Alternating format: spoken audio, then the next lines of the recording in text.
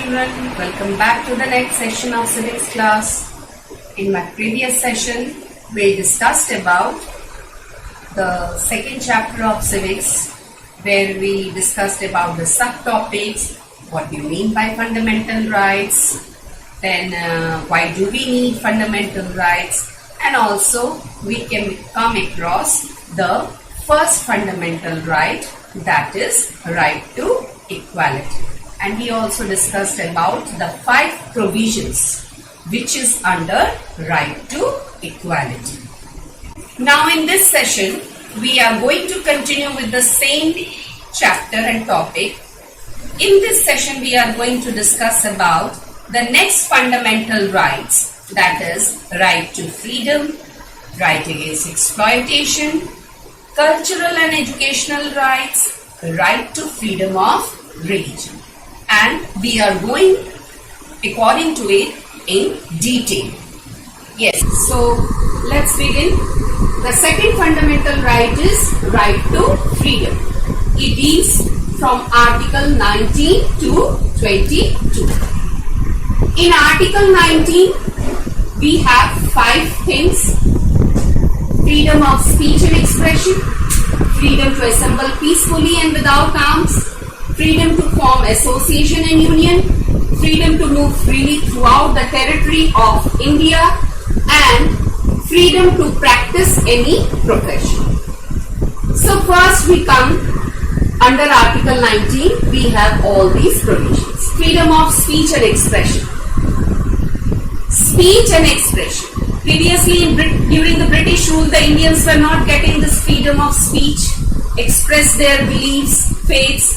So this freedom was given to our Indian citizens. Freedom to assemble peacefully without arms. Means we have got the fundamental right to assemble peacefully, but without hampering the national security, without hampering the peace of society and nation. Freedom to form association and union. You would have heard about students' union, laborers' union. So we have got the freedom to form association and union, but it should not go beyond the interest of the nation. Freedom to move freely throughout the territory of India. Yes, we have 28 states now, and we are freely to move in any part of our country. Under Article 19, the 5th one is freedom to practice any profession, to carry on any occupation, trade or business. We have got the full choice to opt any type of profession, any type of business, any type of occupation. Now, the next is your Article 20. Article 20 deals with protection in respect of conviction for an offence. It means that the state can impose reasonable restrictions on the group of the security of state, morality, contempt of court, etc. Protection in respect of conviction for an offence. Offence means crime, and conviction means that you are being declared, somebody has been found guilty by the court. So we have got full protection and full chance to prove our offense, to prove our guilty, whatever we have done.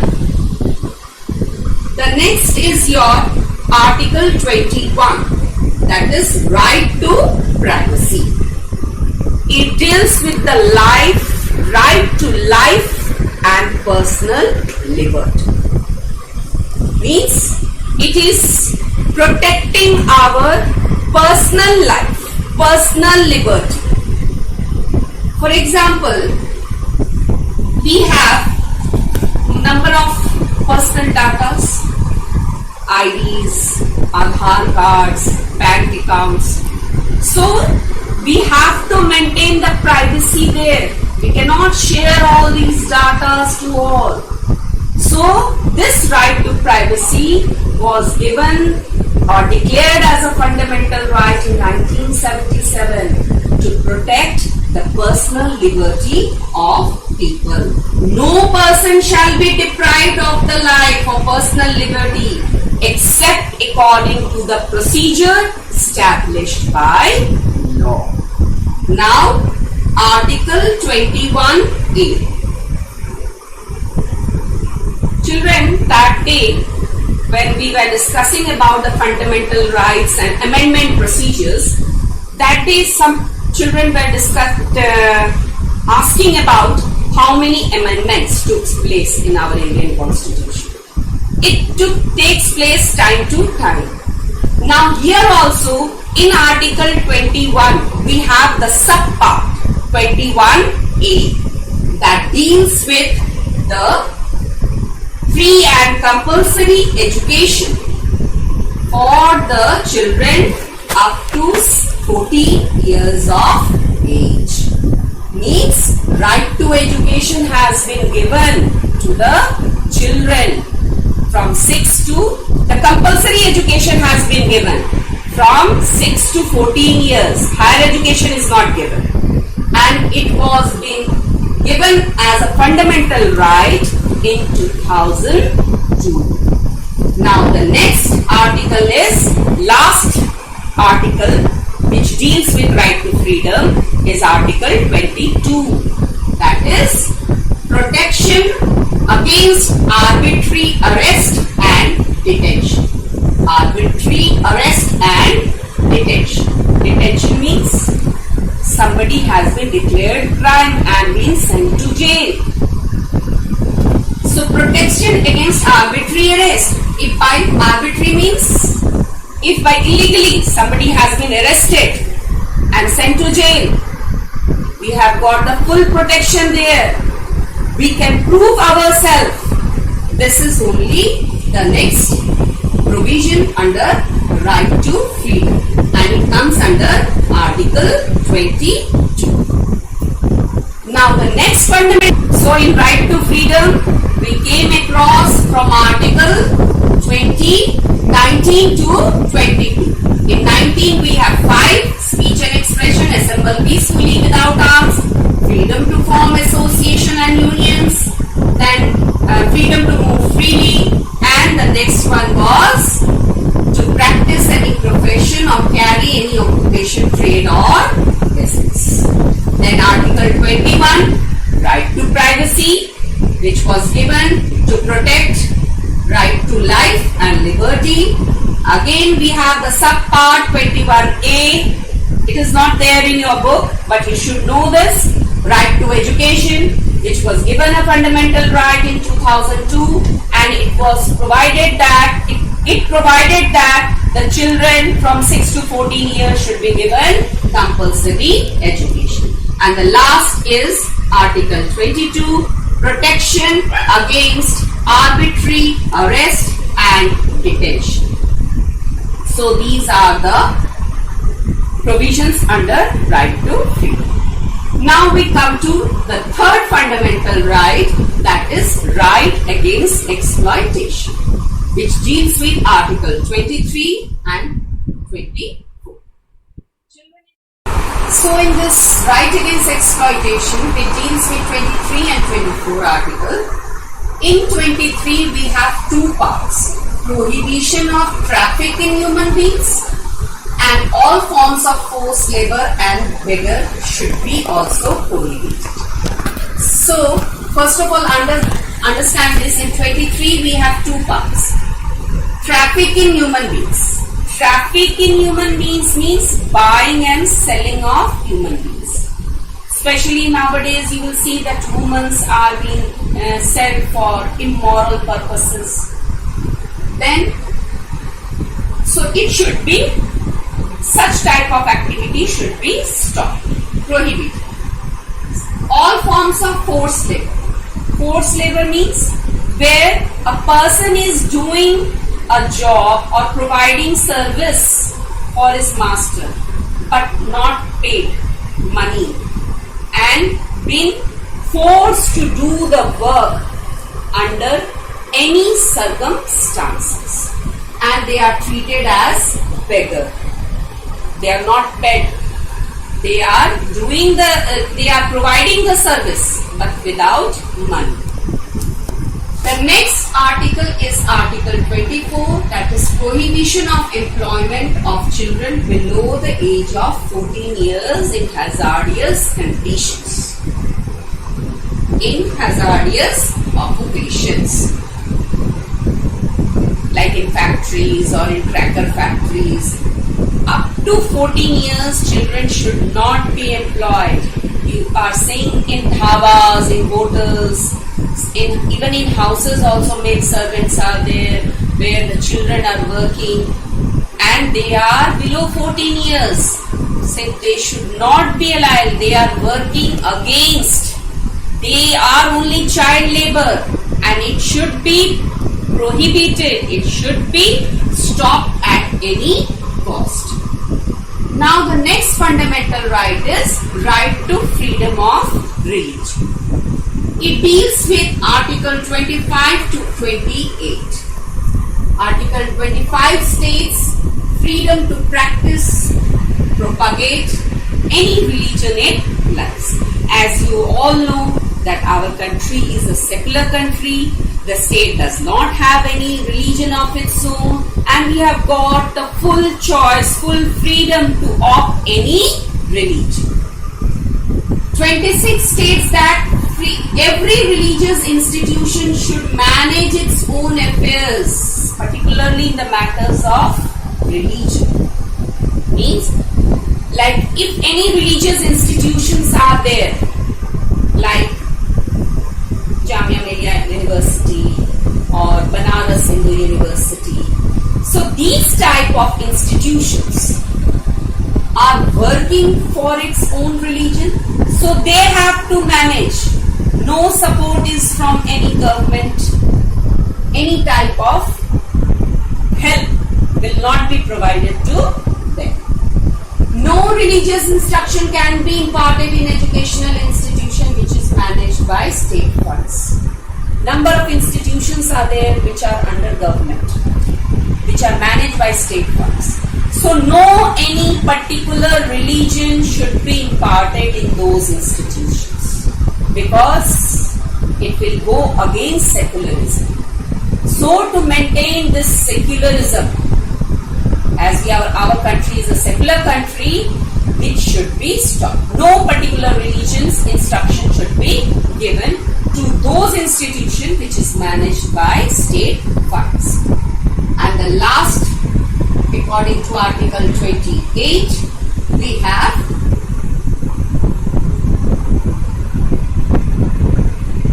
the next provision we have, state will not collect any type of taxes for promotion of any particular religion. Children, this is Article 27 and this is your Article 28. So, Article 27 states that state will not collect any type of taxes, which means that government is not going to compel anyone to pay any type of taxes for promoting any religion. And Article 28 states that no religious instruction will be imparted in any educational institution which is managed by state funds or government funds. Means particular religious instruction is not going to be imparted to maintain secularism, because we all know that our country is a secular country. So overall, in right to freedom of religion, we came to know that religion is our personal matter. We can follow any religion, we can practice or propagate any religion we like, and no one can be compelled to change the religion. It is its personal wish to change the religion. No one will be forced, no one will be compelled. Even the government is also not going to compel anyone to pay any type of taxes. So this is overall, we came to know about what are the provisions under this right to freedom of religion. The next fundamental right is cultural and educational rights. It deals with Article 29 and 30. It is specially, you can say, this fundamental right was made particularly for the minorities, to protect their culture, to protect their script, to protect their language. So Article 29 states that it guarantees to preserve, promote and maintain one culture and language. You can preserve your own culture, you can preserve your language, and you are free to maintain it. And second, Article 30 states that assistance should be given to the minorities to establish and maintain educational institution of their own to preserve and develop their culture. As I told you, this right has been specially for the minorities. So they have to maintain their educational institutions to preserve their own culture, to preserve their own script. So these are the provisions 29 and 30 which deals with the fundamental right, cultural and educational right.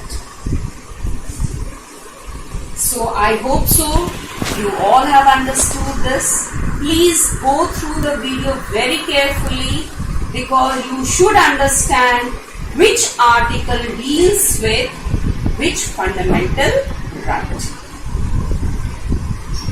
Now there is an assignment for you which you will do in your civics notebook. First assignment is that after completing this topic, you are in the position to give the answers. So the first question is, when right to education was added as a fundamental right in the Indian Constitution? As I told you, in 2002 it was been added as a fundamental right. Why? Because our motive is to make our people literate. So unless and until it will be given a fundamental right to the children up to 14 years, compulsory education will be given, our society cannot become a literate one. Higher education is not a fundamental right. Only compulsory elementary education should be given up to the age of 14 years. So when it was? 2002. When was the right to information included in fundamental rights? In 2005. 2005. Why this was being made as a fundamental right? So that no one should be exploited, no one should be forced to do work as a bonded labor or work as a beggar, or traffic in human beings should be stopped, and we can get any type of information from the government. Only there is one exception, that if it is in the interest of the security of the country, then that type of information will not be provided. Then that type of information will be denied. Only if it is in the interest of yours, then you will be informed and you have the right to claim the information from the government. The third question is, mention any two rights which are specially for minorities. Which are those fundamental rights? Just now I told you cultural and educational right. This right has been specially made for the minorities. And what is the next fundamental right? Right to freedom of religion. As we all know that our country have diversity in religion, language, culture. So we have got the freedom, we have got the choice to opt, to profess, to propagate any religion. So freedom of religion is also one fundamental right for the minorities. Define fundamental rights. What do you mean by fundamental rights? In my previous class, I explained to you, it is a civil and political right. Means where you will be given the right to live, where you will given a political right, where you will where the people will have the power to choose the representatives who will form the government. So these are the civil and political rights, because we all know that without fundamental rights, democracy is meaningless. So in briefly you will describe this, what do you mean by fundamental rights. So I have given you the answers for the assignment, and I have given you 4 questions there to solve. So please you note down these questions in your civics copy and solve the answers. Thank you.